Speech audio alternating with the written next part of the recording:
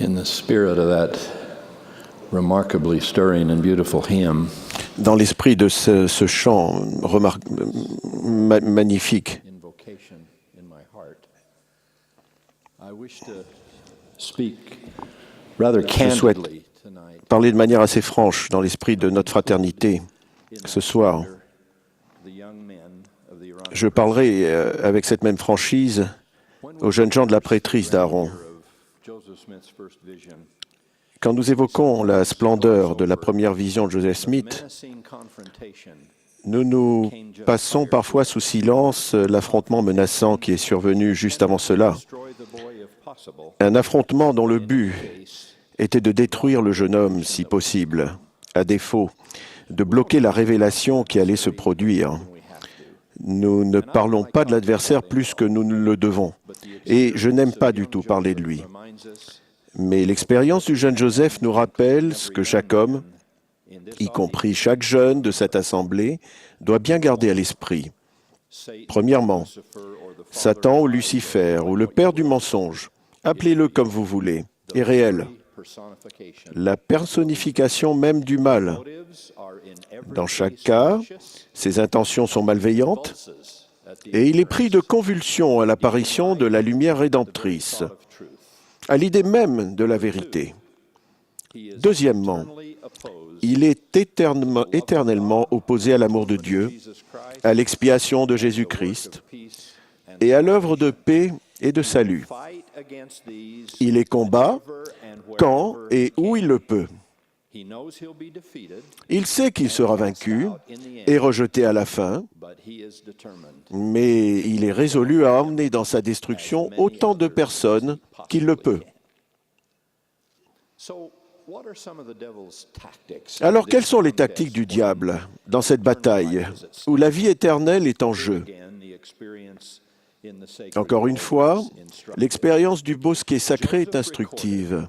Joseph raconte que dans un effort pour s'opposer à tout ce qui était à venir, Lucifer a exercé sur lui une influence si étonnante que sa langue fut liée, de sorte qu'il ne pouvait pas parler. Comme le président Packer l'a dit ce matin, Satan ne peut pas ôter directement la vie à quelqu'un. C'est l'une des nombreuses choses qu'il ne peut pas faire. Mais apparemment, ses efforts pour faire arrêter l'œuvre seront raisonnablement bien servis s'il peut juste lier la langue des fidèles. Mes frères, si c'est le cas, ce soir, je recherche des hommes, jeunes et vieux, qui se préoccupent suffisamment de la bataille entre le bien et le mal pour s'enrôler et ouvrir la bouche. Nous sommes en guerre. Et pour ces quelques prochaines minutes, je veux recruter des gens pour la bataille. Ai-je besoin de fredonner quelques mesures de « Nous voici tous enrôlés » ? Vous connaissez le couplet qui dit « Notre chef nous appelle aujourd'hui ». Bien sûr, ce qui est bien dans cet appel aux armes est que nous ne demandons pas des volontaires pour tirer au fusil ou lancer une grenade. Non, nous voulons des bataillons qui prendront pour armes toute parole qui sort de la bouche de Dieu. Alors ce soir, je recherche des missionnaires qui ne liront pas leur langue volontairement, mais qui, avec l'Esprit du Seigneur et le pouvoir de leur prêtrise, ouvriront leur bouche et parleront de miracles. Les apôtres des premiers temps de l'Église ont dit un jour que cette manière de parler constituerait le moyen par lequel les œuvres les plus puissantes de la foi ont été et seront accomplies. Je demande aux jeunes gens de la prêtrise d'Aaron, en particulier, de se redresser et de prêter attention. Pour vous, je vais faire une comparaison avec le sport. Nous sommes dans une bataille à mort contre un adversaire qui vous déteste et déteste cette œuvre. Alors je vais rapprocher mon visage du vôtre, nez à nez, avec juste assez de feu dans la voix pour vous roussir les sourcils, comme un entraîneur quand le match est serré et que la victoire est importante. Et avec le match en jeu, ce que cet entraîneur vous dit, c'est que pour jouer ce match, certains d'entre vous doivent être plus purs moralement qu'ils ne le sont aujourd'hui. Dans cette bataille à mort entre le bien et le mal, vous ne pouvez pas jouer pour l'adversaire à chaque fois qu'une tentation survient, et ensuite espérer vous préparer au combat pour le Christ, au temple et en mission, comme si rien ne s'était passé. Ceci, mes jeunes amis, vous ne pouvez pas le faire. Dieu ne tolérera pas qu'on se moque de lui. Nous avons donc un dilemme, vous et moi, ce soir. C'est qu'il y a des milliers de jeunes gens en âge de détenir la prêtrise d'Aaron, qui sont déjà dans les registres de l'Église, qui constituent notre réservoir de candidats pour le futur service missionnaire. Mais le problème est de faire que ces diacres, instructeurs et prêtres restent suffisamment pratiquants et dignes pour être ordonnés anciens et faire une mission. Donc nous avons besoin que les jeunes gens qui sont déjà dans l'équipe y restent et arrêtent de sortir hors du terrain, juste au moment où nous voulons qu'ils entrent dans le jeu et jouent de tout leur cœur. Dans presque toutes les compétitions sportives de ma connaissance, il y a des limites tracées sur le terrain dans lesquelles chaque participant doit rester pour participer. Eh bien, le Seigneur a tracé les limites de la dignité pour les personnes appelées à travailler avec lui dans son œuvre. Un missionnaire qui ne s'est pas repenti d'une transgression sexuelle ou de l'usage de langage grossier ou qui s'est laissé aller à la pornographie ne peut pas ensuite demander aux autres de se repentir de ces mêmes choses. Vous ne pouvez pas le faire. L'Esprit ne sera pas avec vous et les mots s'étrangleront dans votre gorge quand vous les prononcerez. Vous ne pouvez pas parcourir ce que Léhi appelle des sentiers interdits et espérer guider les autres vers le sentier étroit et resserré. C'est impossible. Mais il y a une réponse pour vous à ce problème, au même titre que pour cet ami de l'Église vers qui vous irez. Qui que vous soyez.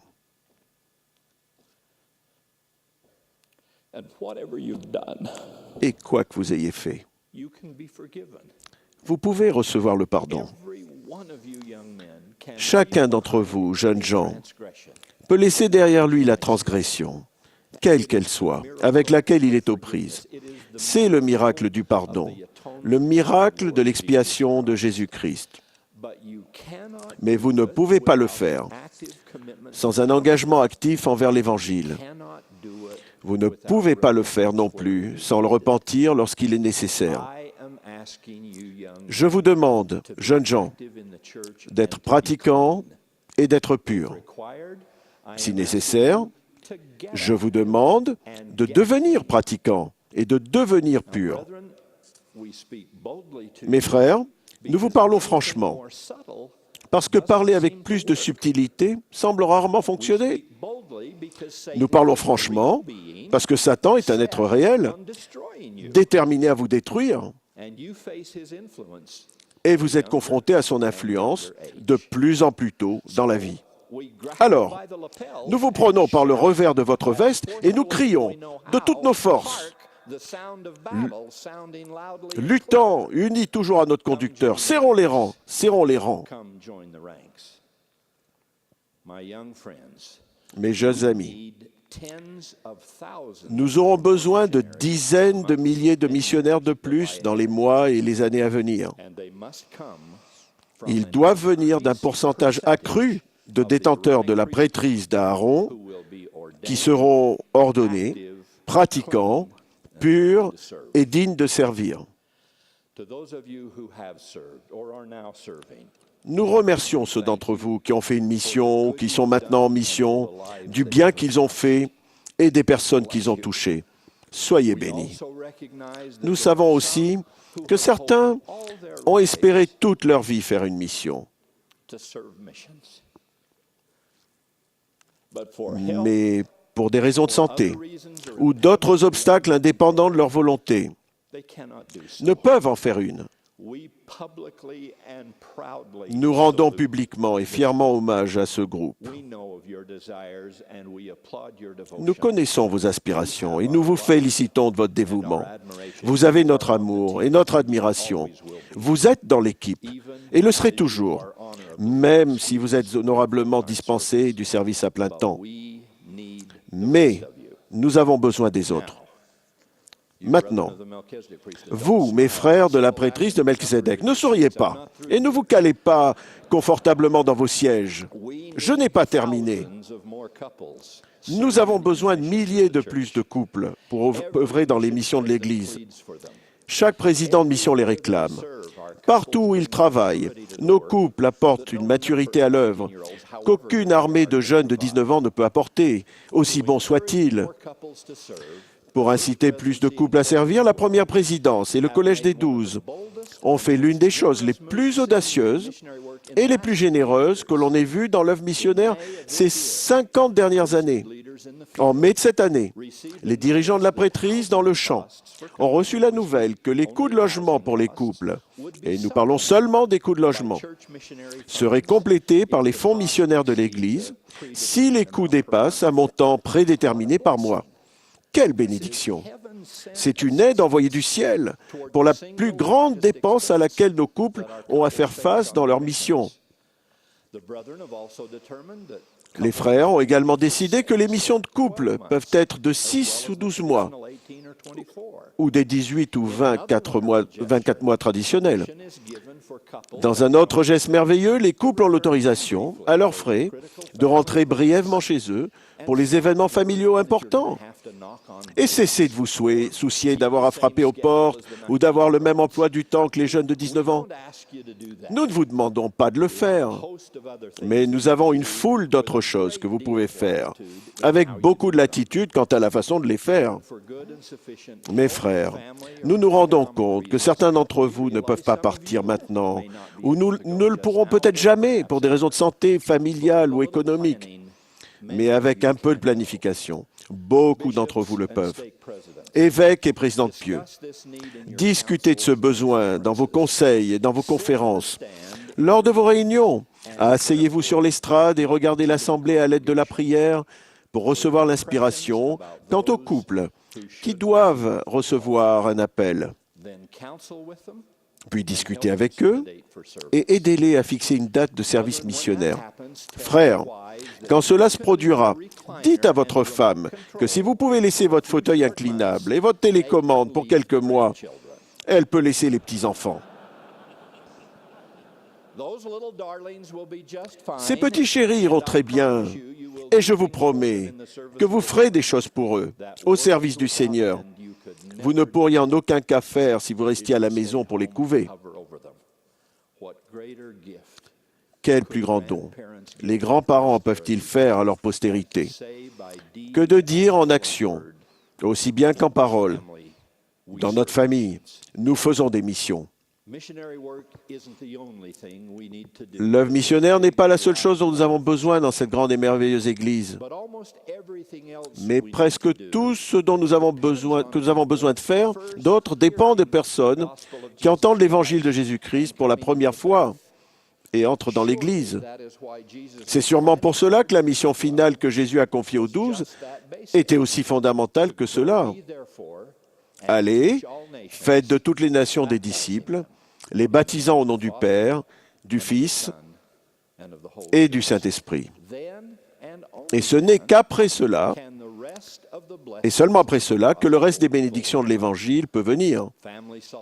La solidarité familiale, les programmes pour les jeunes, les promesses de la prêtrise et les ordonnances qui conduisent au temple. Mais comme Néphi a témoigné, rien de cela ne peut arriver si personne n'entre par la porte.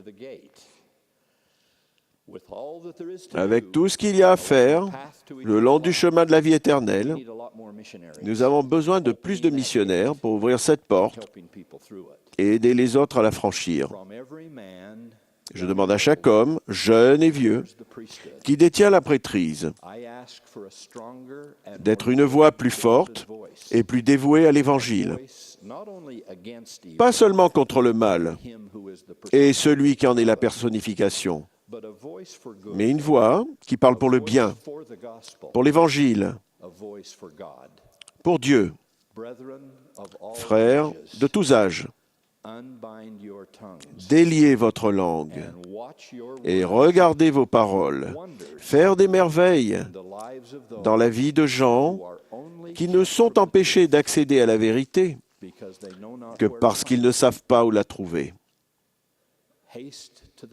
Serrons les rangs autour du drapeau. N'hésitons pas, car il est si beau. Gaiement, avançons jour après jour, rentrons joyeux au foyer, foyer de l'amour.